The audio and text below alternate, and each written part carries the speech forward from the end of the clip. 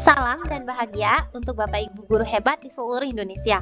Kembali lagi di channel saya dan selamat datang bagi Bapak Ibu guru yang baru menemukan channel ini. Saya Denly Britania, guru bahasa Inggris dari SMA Negeri 25 Batam, Provinsi Kepulauan Riau. Di video ini saya ingin membagikan hasil pengalaman belajar saya tentang cara menyusun kisi-kisi sederhana. Perlu Bapak Ibu ketahui bahwa ini adalah hasil belajar dan tindak lanjut yang saya lakukan atas pemikiran sendiri. Sehingga apabila banyak kekurangan atau ada yang harus saya tingkatkan, dengan senang hati saya menunggu umpan balik dan kritik saran Bapak Ibu, baik itu di kolom komentar maupun di grup chat jika kita berada di dalam satu grup WA. Bapak Ibu, video ini dirancang khusus untuk guru-guru hebat kami di komunitas belajar SMA Negeri 25 Batam. Namun secara umum tentu untuk berbagi juga dengan Bapak Ibu guru di seluruh Indonesia. Harapannya agar kita bisa saling berbagi dan saling belajar. Saya sadar masih banyak yang harus saya pelajari. Nah, Bapak Ibu, saya akan membagikan langkah-langkah yang saya gunakan saat menyusun kisi-kisi bahasa Inggris kelas 10 kurikulum merdeka untuk penilaian akhir semester. Nah, sebenarnya penilaian akhir semester ini tidak wajib, namun di sekolah kami tetap ada. Karena itu kami membuat kisi-kisi. Pertama-tama, kita membuat judulnya. Sebenarnya kalau dokumen resminya harus ada kop, namun di video ini tidak ditampilkan.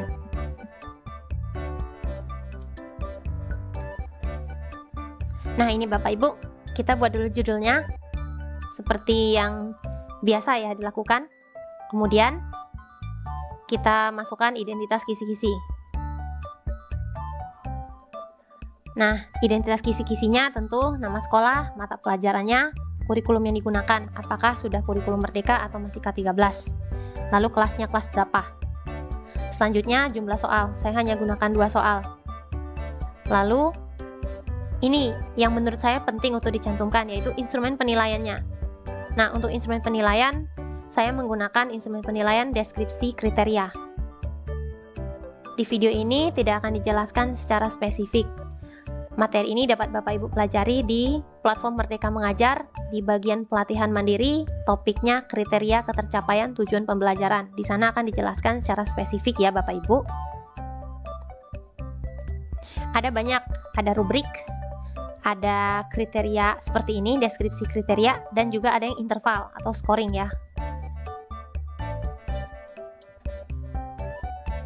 Setelah itu kita buat ini, kerangka table. Mungkin sedikit berbeda dengan K13, tidak ada level kognitif. Tapi kalau Bapak Ibu ingin menambahkan sendiri boleh. Mau dikasih nomor juga boleh, mau dikasih kelas lagi atau semesternya boleh ya. Nah, yang saya buat ini tidak pakai itu. Saya hanya menyediakan kolom untuk yang pertama itu tujuan pembelajaran.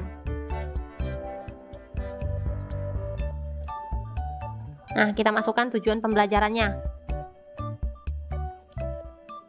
Setelah itu, kita masukkan juga topik atau materinya.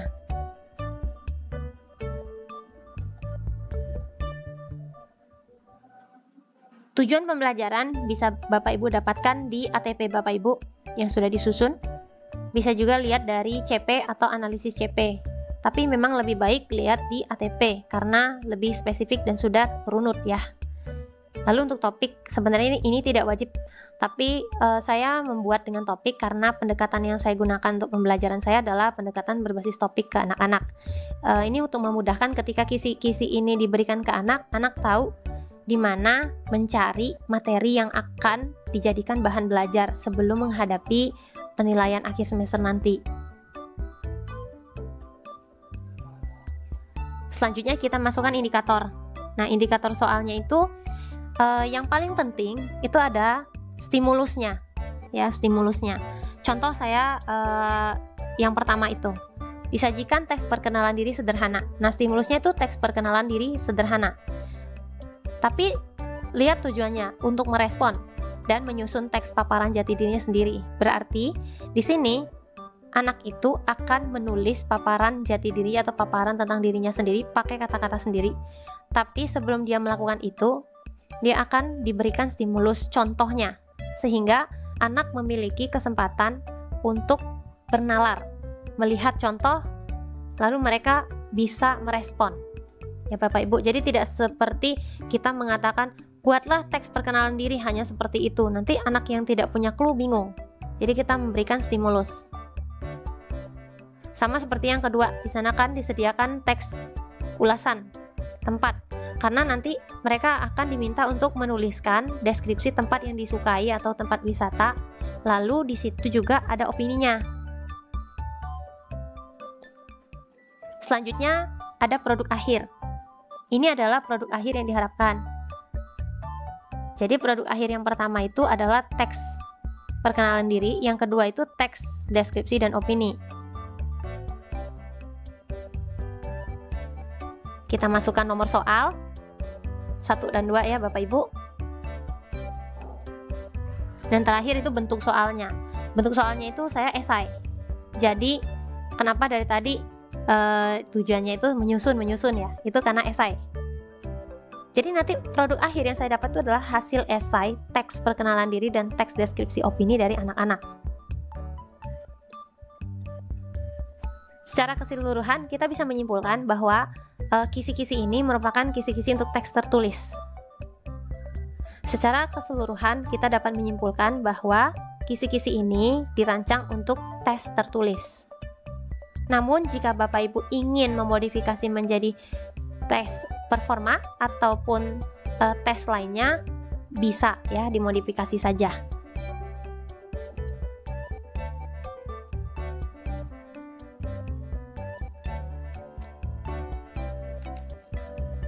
Nah, demikianlah untuk penyusunan kisi-kisi sederhana yang saya lakukan. Semoga bermanfaat dan kita bisa saling berbagi. Saya tunggu umpan balik, kritik dan saran dari Bapak Ibu. Terima kasih dan sampai jumpa.